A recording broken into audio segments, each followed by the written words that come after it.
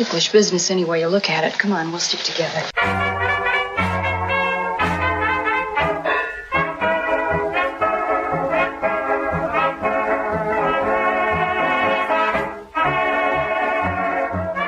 It's Ticklish Business, the podcast devoted to honoring and deconstructing the world of classic cinema. As always, I'm your host, Kristen Lopez. TCM On-Locations tour guide Sarah Louise Lilley is back, joining me as we look at the 1953 CinemaScope romantic comedy, How to Marry a Millionaire. Yes, just watch the fur fly as the most talked about girls in Hollywood go out loaded for big game. Monroe, Grable, and Bacall, adding their own wonderful dimensions to the eye-filling dimensions of CinemaScope, letting you in on the grand and glorious adventures of three fascinating females who pooled their beauty in the greatest plot against mankind since Helen of Troy, Marie Antoinette, and Venus de Milo. New York, New York, you busy, busy, razzle-dazzle, scandalous place, New York. How to Marry a Millionaire initially started as a play, written by Missouri-born playwright Zoe Akins. Akins had previous success with the Ethel Barrymore drama Déclassée, and in 1930, with Hollywood transitioning from silent films to talkies, Akins penned the story of three models trying to nab wealthy husbands. The show was called The Greeks Had a Word for It, and ran for 253 performances on Broadway. With the stage being a bit of a fickle mistress, Akins found it was often easier to sell the rights to her work to movie studios. So in 1932, Hollywood adapted The Greeks Had a Word for It as The Greeks Have a Word for Them. The It was apparently too licentious for the times, starring Joan Blondell, Madge Evans, and Ina Claire. Akins eventually went on to win the Pulitzer Prize for The Old Maid, and co-wrote the screenplay for Greta Garbo's Camille before dying in 1958, just 5 years after the best-known interpretation of her work came to theaters. The 50s marked a similar sea change for Hollywood, with the encroachment of television drawing audiences out of the theater and onto their living room sofas. Studios attempted all manner of gimmicks to entice consumers, from the arrival of Technicolor to 3D. 20th Century Fox's solution was anamorphic widescreen, known as CinemaScope, a technique meant to lure audiences with the concept of a widescreen experience that they could never get on their puny sets at home. Darryl Zanuck saw this as a great idea for two of his projects, the biblical epic The Robe, and this iteration of The Greeks Have a Word for Them. If you're wondering why this project specifically was perceived as representative of the CinemaScope process, maybe this letter from Zanuck to the production team helps. Quote, "I see an enormous improvement in the rushes on How to Marry a Millionaire. I'm not speaking of the acting, but the handling of CinemaScope. You have perfectly sharp and clear photography with amazing lighting effects with genuine three-dimensional effect." That's right, everyone. We were meant to be wowed by the photography, not anything else. Zanuck's point is understandable if you're discussing a certain type of talent on display, but I doubt audiences were really looking at that. You know what they say about girls who wear glasses. What are you talking about? Men aren't attentive to girls who wear glasses. Did you ever try it? You brought them with you, didn't you? Yes. Then why don't you put them on and find out for yourself? Now look, if you're worried about me, I'll tell you right now before you put them on. I already think you're quite a strudel. Honestly? Absolutely, I've thought so from the first minute I saw you. Well, if you really think so. You're crazy. No. You look better with them on. As opposed to working alongside the director, screenwriter Nunnally Johnson collaborated closely with the stars to adapt Akins' original play.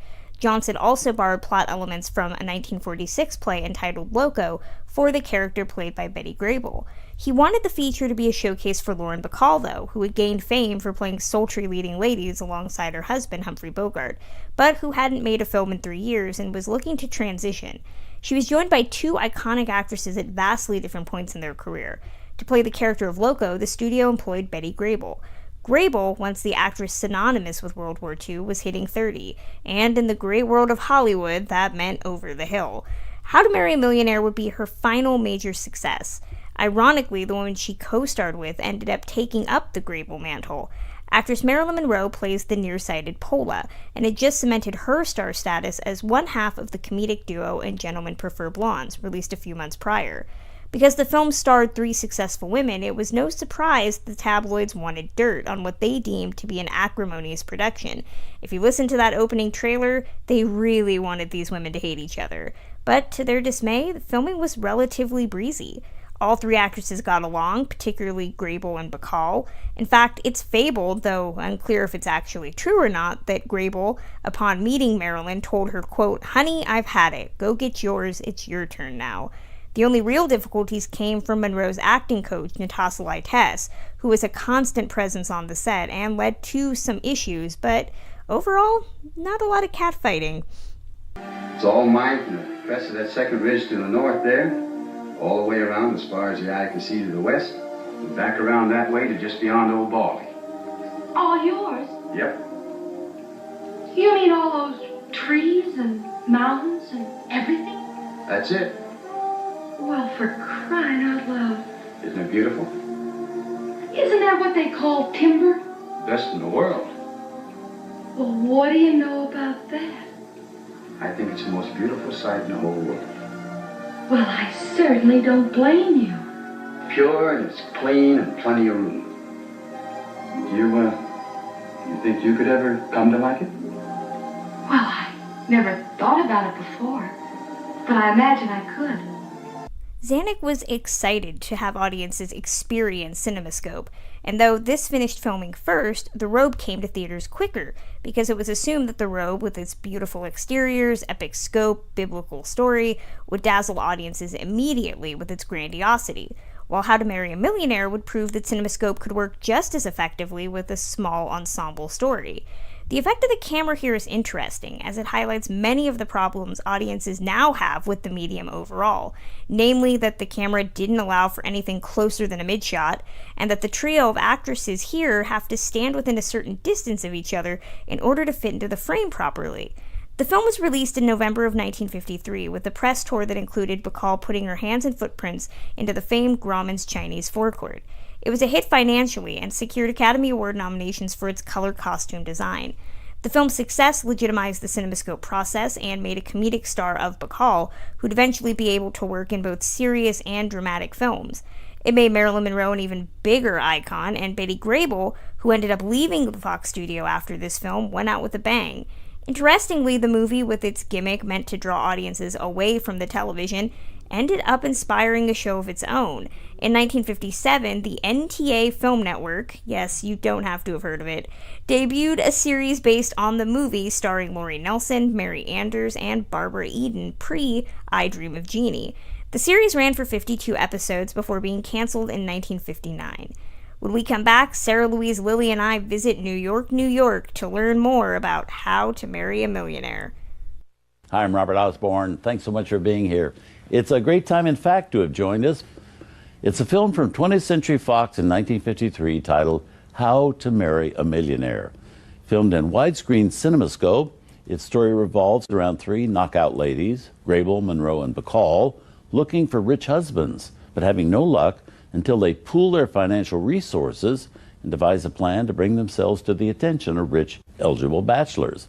So here, also with William Powell, looking suave in one of his final film appearances, also Rory Calhoun, Cameron Mitchell, and David Wayne. So from 1953, How to Marry a Millionaire. It is the end of August, and we don't really have a Centennial to celebrate right now, so I figured, why don't we look at something light and fluffy and fun, and we decided that now was a great time to maybe go back to looking at Marilyn Monroe, who actually passed away in August, so it was worth honoring her anniversary in some way, and also it was just great to get our guest back on this week. I am joined once again by the phenomenal Sarah Louise Lilley. Sarah, how are you? I'm great. Thank you for having me. And Sarah, in case people have not listened to the interview that we did, which is still a Patreon perk right now, so I'm going to release it over the holidays as a early Christmas present for everybody. But in case people don't know who you are, why don't you tell us a little bit about yourself, what you do? I host the Turner Classic Movie Classic Film Tour of New York City, along with Jason Silverman, who's my co-host. We actually just had in New York last Thursday, we had the 5th anniversary tour. So we've been doing it for 5 years, which is crazy. We had a lot of backlot members there. We did a big party. It was really fun. So I host that tour twice a week in New York City, and we take guests all over New York City to all sorts of fantastic hidden, not so hidden classic film locations, and we talk about over 300 films all around New York. And I'm officially a film nerd. I know Ben Mankiewicz was posting about the anniversary and all of that. I was so sad that I wasn't there to celebrate. Jason and I, of course, hosted on TCM about a year ago now, talking about some of the films we talk about in the tour, and the word is on the street we'll be going back, so we'll see. Fingers crossed on that one. When we talked about having you back on to actually do a regular episode and talk about a movie, you suggested some New York set films, and one of them was How to Marry a Millionaire. Why does this movie stand out for you as a good example of a New York film? I don't think this movie is a groundbreaking film by any means, but I just think it's a really fun, sweet little comedy. Sutton Place, which is where the movie's set, the whole premise of the movie is this area of New York City, Sutton Place, right? They get an apartment in Sutton Place, which is affluent, richest area in New York City that got into its own in the 1950s, which is then reflected, of course, in the movies in the 50s. And the girls get this apartment together in Sutton Place to get the most eligible bachelors in New York. So the whole premise of the movie is about a setting in New York or about a New York City location. The tie-in for me was so important. What do you think about this movie just in general? How many times have you seen this? What is your background with this movie before we talked about it today? I watched it a bunch of times. I rewatched it earlier in the week just because we were going to talk about it again. I just think it's really fun. I think it's not a groundbreaking film, but it's really sweet, it's fun, it's witty. Certainly from a feminist perspective, I have to ignore things like Lauren Bacall's line about, marriage is the greatest thing you could ever achieve in this world. But I think it's an important movie for the 3 actresses in their careers for different reasons.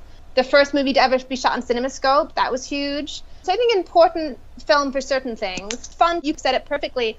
Fun summer movie, like a little bit of a popcorn, easy, just fun little cute little film. This is, I think, the second time I've seen this movie. If anybody has followed my blog from its inception, the first thing I ever did was I went through several of Marilyn Monroe's prominent movies. That was my first serious blogging assignment. So I watched this, and I think a lot of the reasons that I don't love this film as much as I feel I should is because I saw Gentlemen Prefer Blondes first. That's so funny you said that, because I watched this movie, watched it on Monday night. I thought, I'm going to watch Gentlemen Prefer Blondes again. I haven't seen that movie in a long time, and I rewatched that on Tuesday night. Gentlemen Prefer Blondes is just this epic, wow, massive film, right, in comparison to this little cute little other thing. So I totally get that. It's got the wow factor, right, which of course this doesn't have. Well, I think the wow factor comes from the fact that you have 2 of the country's biggest female icons playing in a movie together. You have Marilyn Monroe and Betty Grable. And then you have Lauren Bacall in there, who is an icon now, but at the time, she didn't have the cult of personality around her like the other 2 women did. I feel I should love this movie. I feel I should, because it's got 3 actresses that I really enjoy. It's got William Powell, who I love. And there's just something about this movie that keeps me removed. And we can talk about some of the things that I think play into that. Predominantly the fact that it's directed by Gene Nugulesco, who I don't like his movies at all. And I've seen several of them. But I think the fact that this came out right sandwiched in between Gentlemen Prefer Blondes, which came out 3 months before, and Niagara, I think, is in there. This might have been the last one. I love Niagara, I have to say. Niagara is phenomenal. I think people forget that there were 3 Marilyn movies released in 1953 alone. So Niagara came out in February. Gentlemen Prefer Blondes came out 3 months before this in the summertime. And then this came out in November. So you got a lot of Marilyn in that. Yeah, I'm going to say that. I mean, ultra stardom. I mean, those 3 in a row like that. Unbelievable. Those 2 movies are so fantastic. And they utilize Marilyn really well.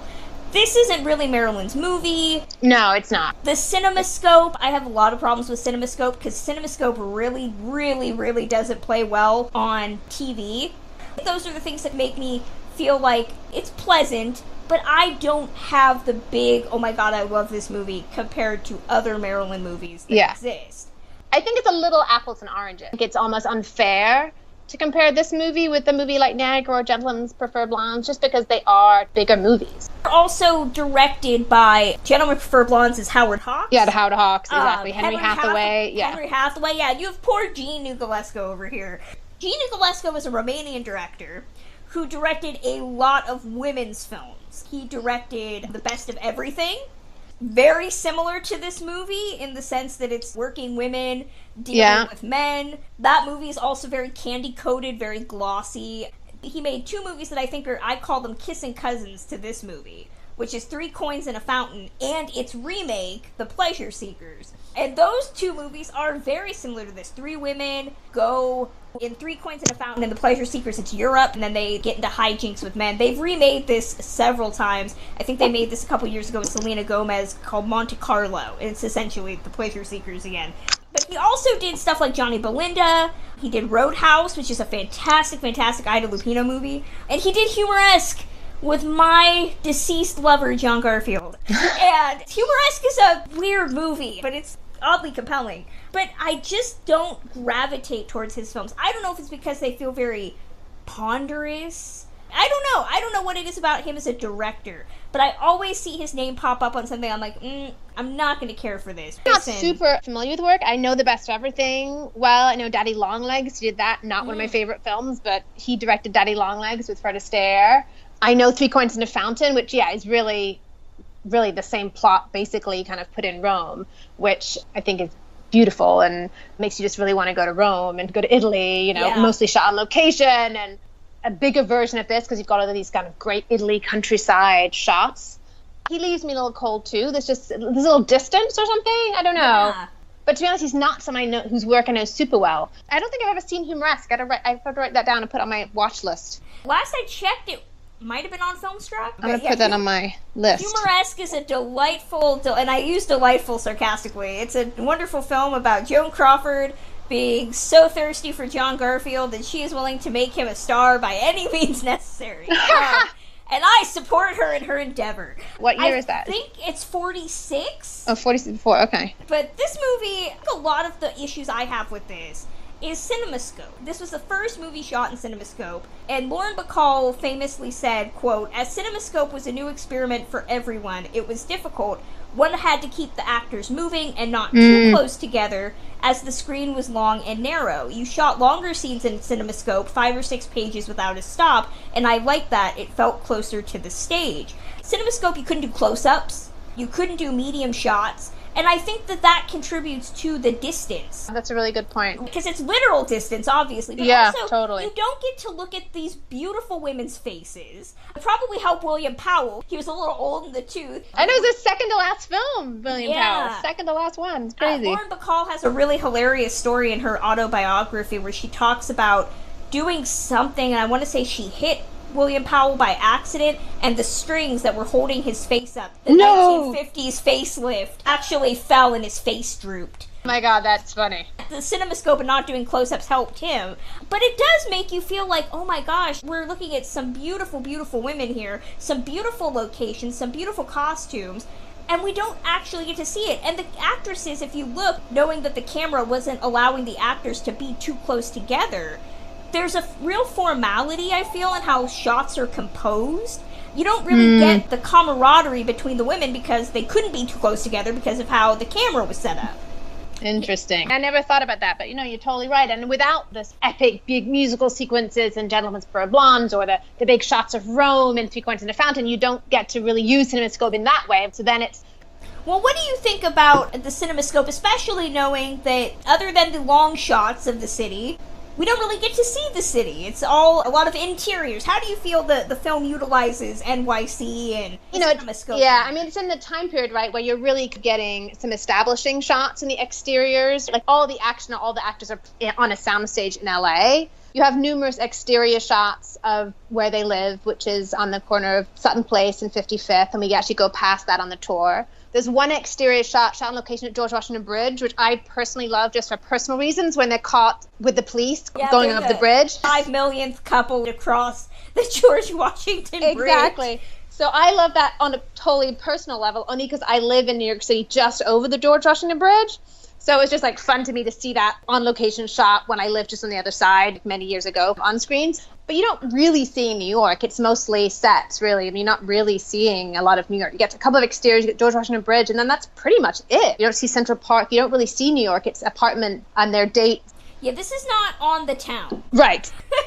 Where they're actually showing things. Although it does start with a song that seems like it belongs in On the Town. Oh, that's true. And the opening credits, you do see that typical setting the stage thing, right? You see, like, it's like a montage. You see, like, Rock Center. You see Central Park in that establishing montage, very beginning of the movie. So you see a little bit then, but that's not typical. It's almost like stock footage. Let's grab some quick footage of New York City to kind of show we're in New York City. And there's sections where they're not even supposedly in New York City. Betty Grable's character, which I know we haven't given out much plot, so I'll be sure to include that in the opening. But Betty Grable's character, Loco, I love how she doesn't even warrant her real name. They just call her that. Yet she really doesn't do anything crazy, so I want to know the backstory about that name.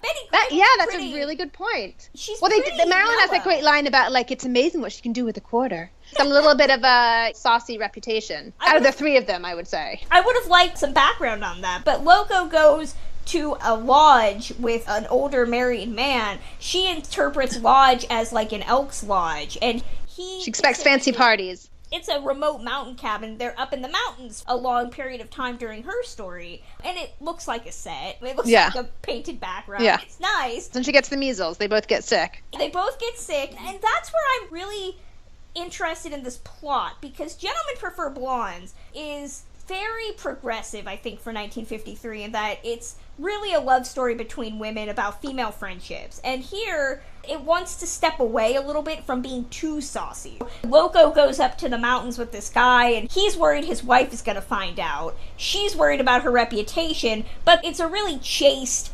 childish plot that develops. She gets the measles, and then they have to stay in bed, and they can't go out. These women are all meant to be very sexually aware, adventurous women, but they're all really chaste and lovely and almost childlike if you're looking at Marilyn or Betty. They're not Jean Tierney, I think.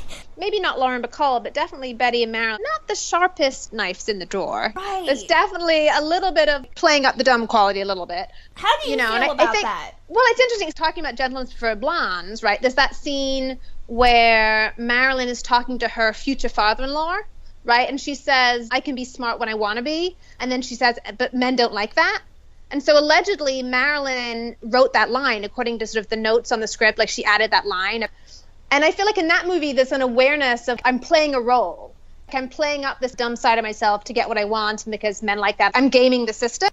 But in this movie, How to Marry a Millionaire, they just come across like not that smart. So I find that problematic a little bit from a feminist perspective. Yeah, and I think that might be what bothers me about this movie, because Marilyn hated playing dumb. She already knew that's what people thought about her. Yeah. And so she really didn't like to be portrayed that way. And I think what I don't really care for about this movie is that her and Betty Grable's characters, again, two women who had been sold based on their bodies and throughout history as these beautiful women for male consumption, they're really portrayed as stupid. Betty Grable's character is constantly misinterpreting words. When he says a ranger, right, yeah. She assumes she means a rancher and he owns like all the land, but it turns out he's a forest ranger and just looks after the trees basically, right. And sort of oversees the property. And there's just, there's these constant things where you're like, oh, you're not that smart. And I mean, the thing is that I felt maybe the script could have been doing something a little snarky, like men really feel the need to like exaggerate their qualities,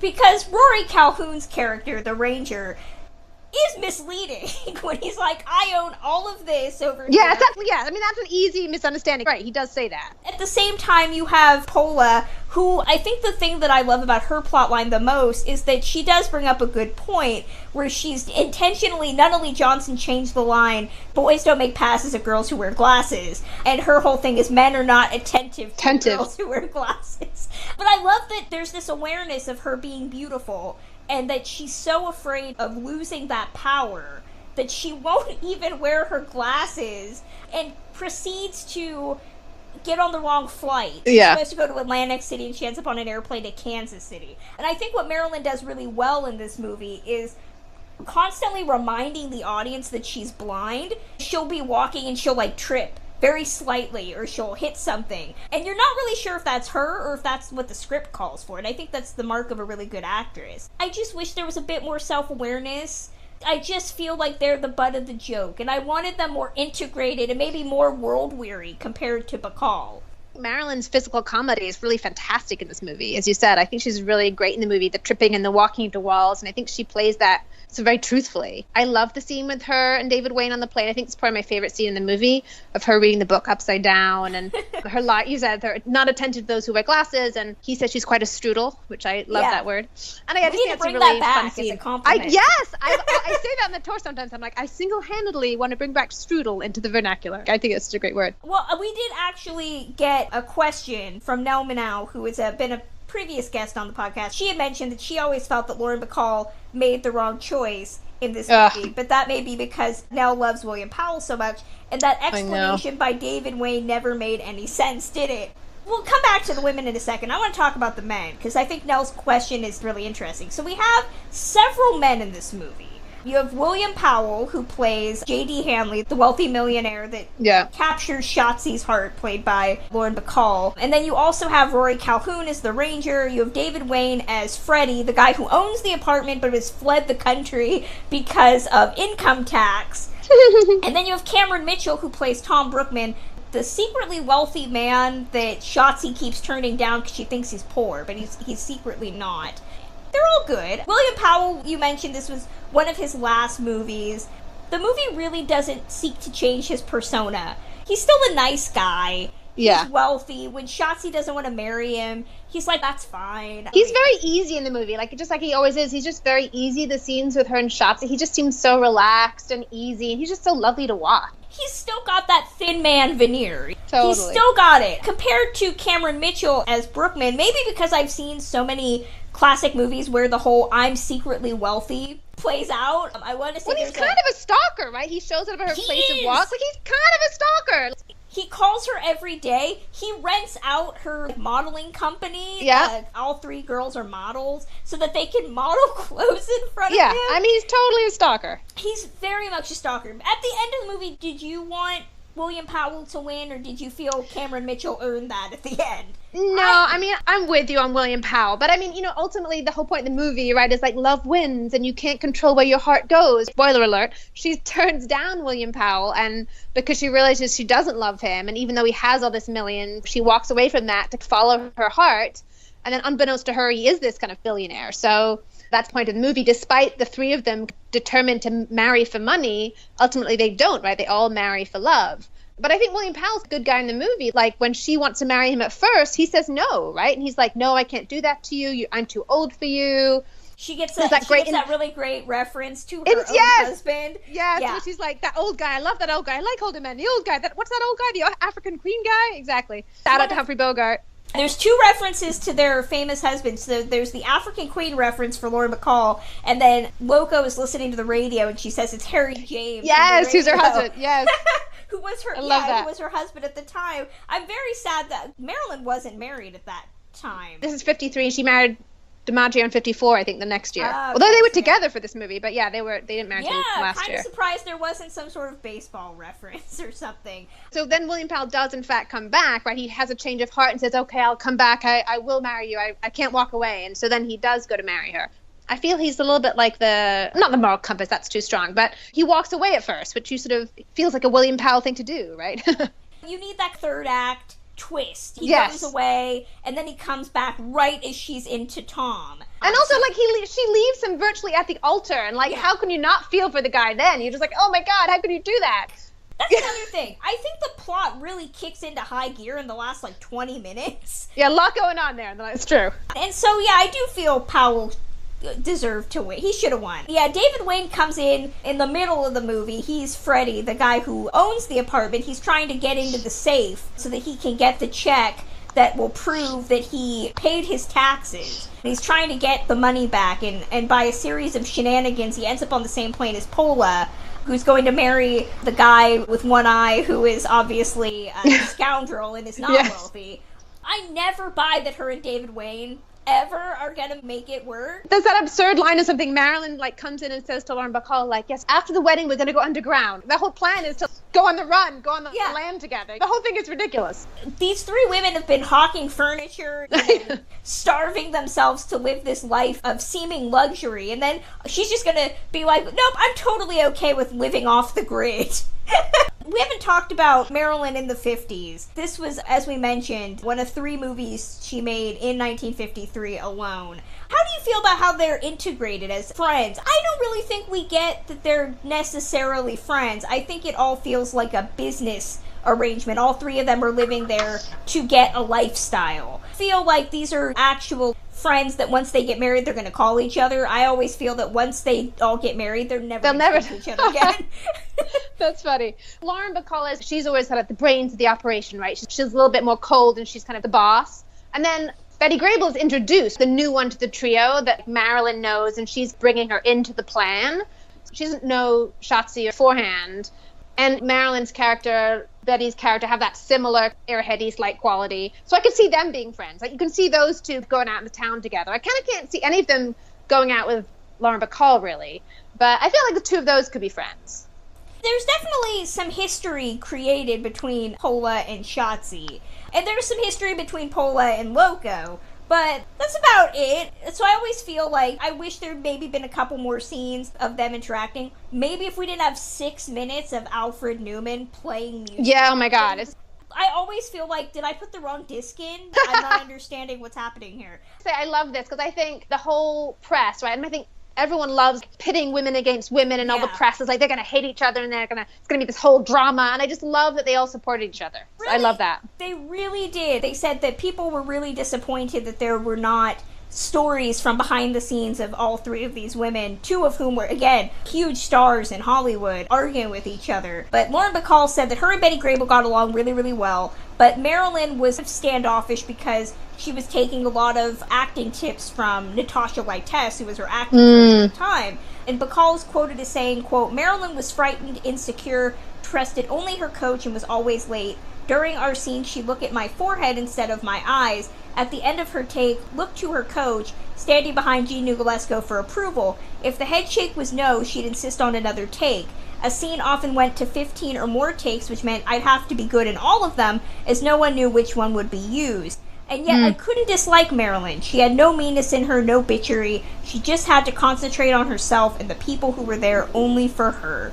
That might also be why this movie doesn't feel as organic and natural as something like her relationship with Gentlemen Prefer Blondes, because it had to be tough being a woman who a lot of people only said was successful because of how beautiful she was, working with Betty Grable, who also was multi-talented, and Lauren Bacall, who was a serious actress. I mean, I'm sure that had to drive Marilyn batty and make her feel like she had to be extra good. It's funny because the quote about her saying that she looked at her forehead, not her eyes. I've noticed it a little bit also in Gentlemen Prefer Blondes a couple of times. And I thought, like, there's a certain look that Marilyn has occasionally when she's looking at her partner in the scene. And there's like a glaze over thing that happens occasionally in Gentlemen Prefer Blondes and in How to Marry a Millionaire. I think she's like not looking at her partner, her scene partner in the eye. She's like looking at the forehead. And I think in this movie it doesn't bother me because of the whole, when she takes her glasses off, she can't see. So it kind of works in this movie, but I actually noticed that a little bit in Gentlemen Prefer Blondes, too, from an acting perspective. Like, I noticed that as a slight detachment in moment. This movie has some very short takes, and a lot of those scenes are them in isolation. There's really 3 separate movies that are included in here. When Marilyn is acting, she's mired in having to be sexy or dim-witted. It's not a real acting powerhouse for her compared to Niagara. I think it's interesting, too. I read that they shot for 6 weeks, and Lauren Bacall said that she barely spoke to Marilyn, like, offset. They didn't really interact. She said once she came back into a dressing room or something, was asking her about her family and her marriage and her children. And one day, one of Lauren Bacall's sons, I think, came on set, and Marilyn was kind of fascinated with that. And she just said that Marilyn had this kind of wistful quality and just sort of hankered with that a little bit, but just had this, kind of detachment, kind of self-absorption that just she couldn't quite connect with people and was just in her own little world with her people who were kind of looking after her. And I just, there's just a sadness around it that's just sort of, just sad, I think. Betty Grable gets lost in the shuffle here. We've mentioned her parts in this movie. This was her last major success. Yeah. She had one movie after this that was very good, and then her last movie, even she admitted, was not a good movie at all. But she was queen of 20th Century Fox up until that point. And I think she's very fun here. The fact that she is the one that is brought in after a certain amount of time. She is on the outside. The famous $1 million legs covered up for a significant amount of time up until the modeling scene in the middle where she's got the legs out and about. She's out in the mountains, so she's wearing a lot of fur, warm clothes. But I do think she's very good at the mugging when they get stopped on the bridge and she thinks she's going to screw this guy over who's been mean to her and his wife and his daughter. She's totally going to mess with him and get him caught. Yeah. I like that part. Again, I think if it had been a different script, that plotline could have been a bit saucier. But I think she does really well with what she's given. Yeah, I mean, she's sort of, probably a decade older than Marilyn, and Marilyn's going to take her spot as, like, the head blonde at Fox, right? I think it sounds like, for all reports, she just handled that with just poise and generosity, and I think she said something to Marilyn about sort of, like, it's your turn now, I had my turn, go get him, or something, or really did nothing but support Marilyn, and there was no competition between the two of them, and I think that's really nice to hear. And then she went out on a high with this movie, and this is a very popular movie. I think it's the second highest grossing movie after From Here to Eternity in 1953. Yeah. So, I mean, a very successful movie, pretty impressive career, and really dominated Fox for a decade. So I'm glad she got that. Well, we haven't talked about Lauren Bacall. She is the star of this movie. This was the movie that turned her into a star. She was predominantly playing in serious dramas, often with her husband, who was Humphrey Bogart. She gets to play a comedienne, and she would do that very well in other movies. I think of stuff like Designing Woman and other movies that she's done, Sex and the Single Girl. And she's good here. I like that Lauren Bacall, even in comedies, was the cynic. She's the realist of the group. She's got a coldness still. She's got a real intelligence to her, I think. Yeah, she's not light and bubbly. She's the woman that has been burned before. She talks about how she married a poor man and then he divorced her, and now she's just bitter. But she wants to get married again. She's just going to do it smart. She's more of the darker, grittier take on Sugar Cane.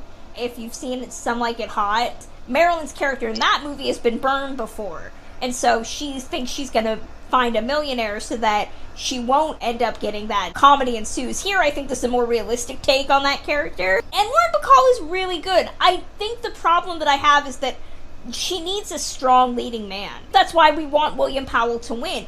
She works so well opposite Bogart, opposite Gregory Peck. Her male co-stars were usually on par with her. When she's, gonna throw it all away for Cameron Mitchell, I'm like, he's not even an A actor. That's interesting, you're right, because, he's connived. We joked about him being kind of a stalker, which he is, but you're right, he doesn't have that weight to him, William Powell does, or that kind of, like, I hate to use the word manly, but weight that you feel like in a fight, Lauren Bacall would crush it. She would win every fight they ever had. You want her to be with someone who got evenly matched a little bit. Before this movie, I don't think Lauren Bacall hadn't done a movie in about 3 years, I think. I read in her biography, this was the first time that her and Humphrey Bogart were apart in 8 years of marriage.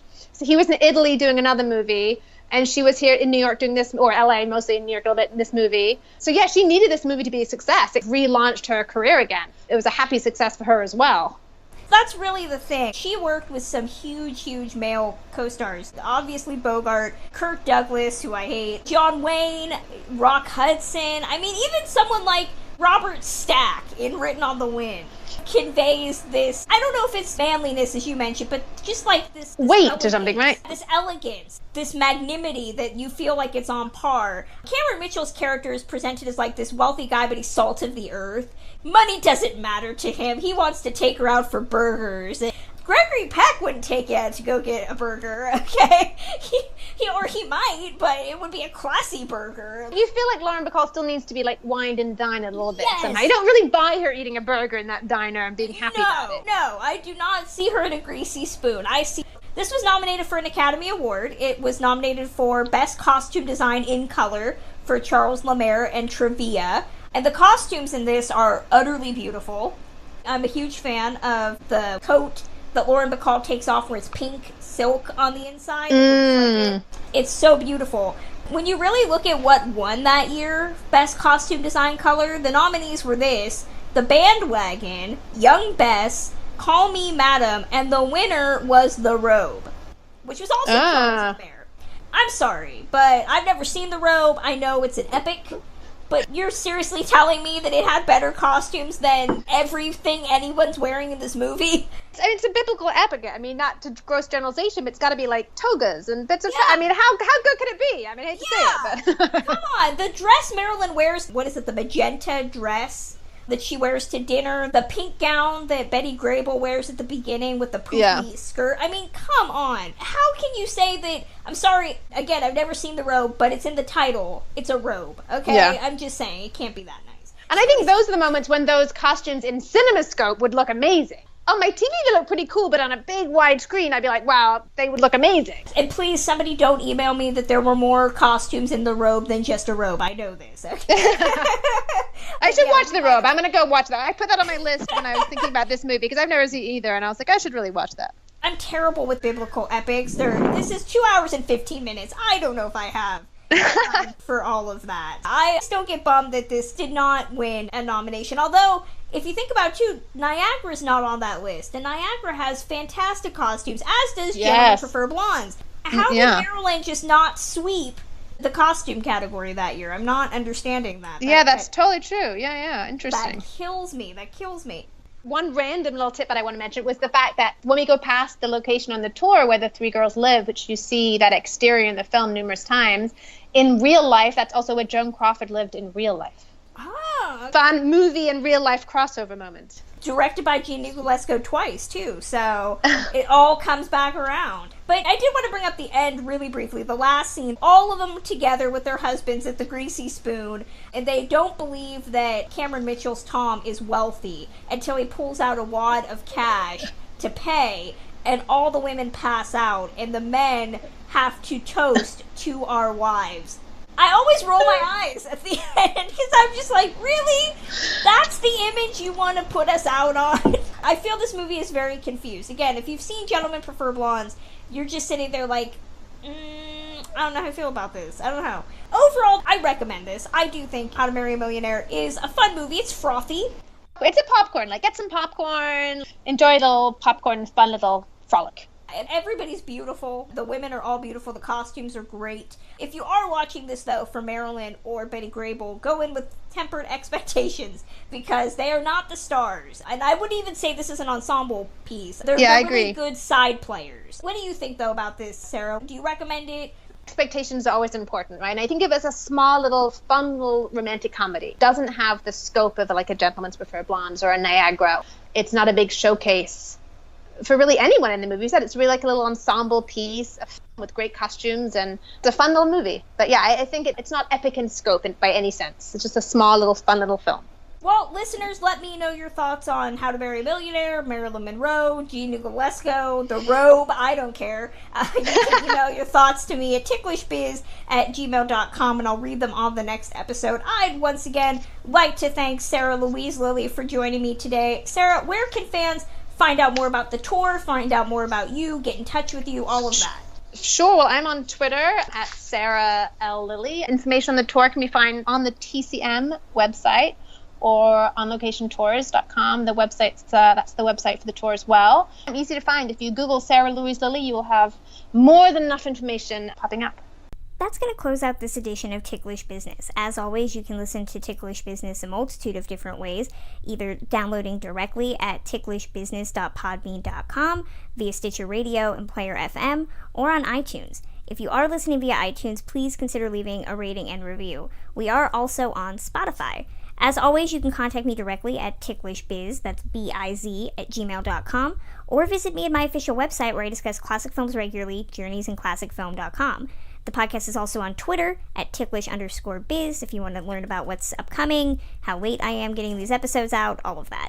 Want to learn more about upcoming shows or hear exclusive content before anyone else? Well, then consider supporting Ticklish Business via Patreon. I have a wealth of amazing perks, and all your donations go right back into making Ticklish Business the premier classic film podcast that it is. So if you want to know what actually is on Patreon, what you get for your dollar, if you become a patron right now, you can listen to the pilot episodes for my 2 new supplementary shows. co-host William Bibiani and I look at how Hollywood talks about itself in cinema with the show based on a true podcast. Our first episode starts with the 1999 Orson Welles biopic RKO 281, and we just finished up our next episode looking at the George Reeves murder and the biopic Hollywoodland. I say murder, but is it? Yeah, that's the mystery. If you want to hear all of that, that is going to be up on the Patreon account soon. Also, you can hear Adam Kautzer and I talk about the 1958 and 1988 versions of The Blob on the other supplementary show I have, Doubled Features, a show looking at the features Hollywood films again and again.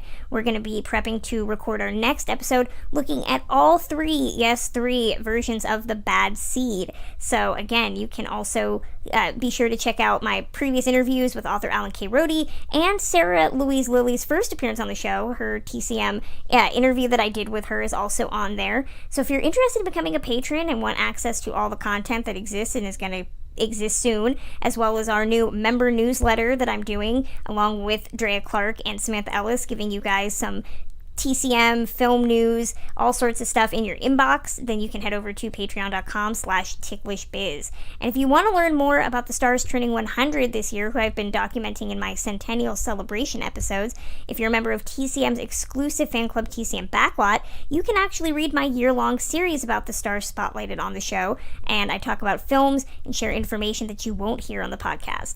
But next time, Drea Clark, one of our new Ticklish Business co-host, is going to be back as we honor Centennial star Teresa Wright with a look at 1943's Shadow of a Doubt. Until next time.